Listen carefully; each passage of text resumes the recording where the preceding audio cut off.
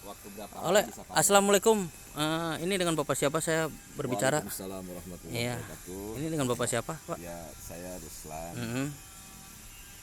Ada yang saya bisa bantu, Pak? Jadi gini, Pak, mengenai tanaman ini ya. Jadi saya berminat sekali gitu untuk menanam pohon-pohon yang berbentuk usaha. Ini kan bentuknya usaha nih, Pak. Ya, Iya bisa kan? dikategorikan untuk wira swasta, untuk menambah belanja dapur. Kalau misalkan enggak pun bisa dikonsumsi untuk keluarga gitu kan. Ya, Baik. lumayan lah nama-nama iseng tapi bisa menghasilkan gitu. Iya.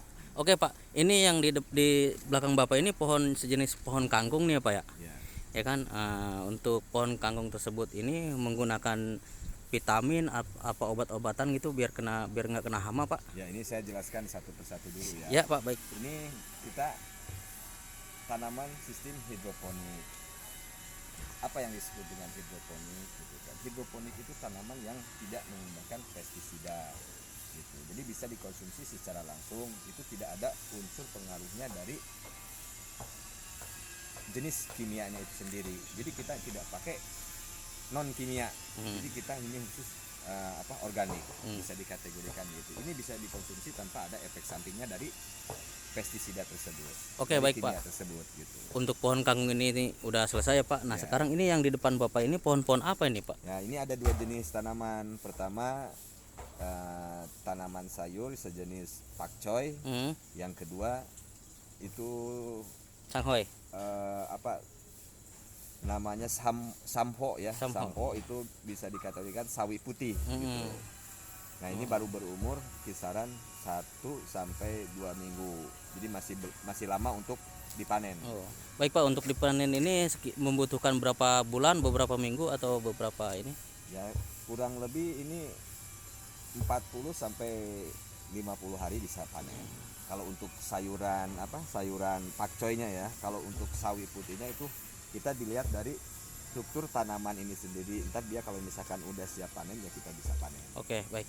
Ini untuk tanaman tersebut ini ya, pakcoy ini menggunakan obat-obatan apa perangsang apa urea apa gimana, Pak? Ya, ini kita bikin dua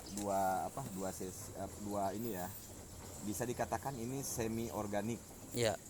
Semi itu kan bisa dikategorikan dia itu ketergantungan sama kimia dan sama pupuk yang tidak mengandung kimia gitu.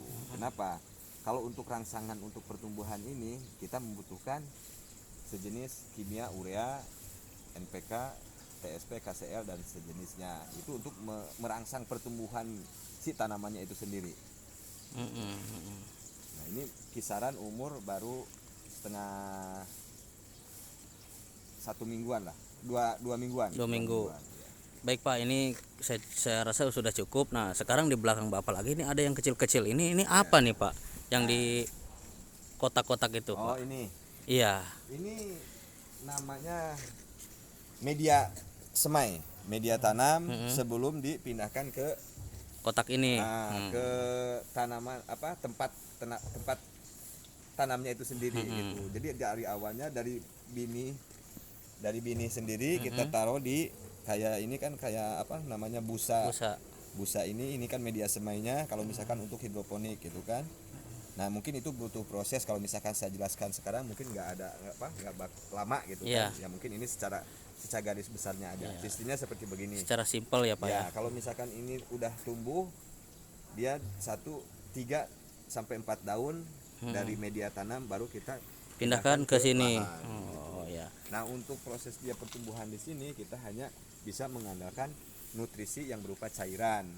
Satu nutrisi itu ada 2, nutrisi A, nutrisi B gitu kan. Itu dicampur dimasukkan ke box yang sudah disediakan. Oh, ini kotak ini udah termasuk air vitaminnya ya, Pak?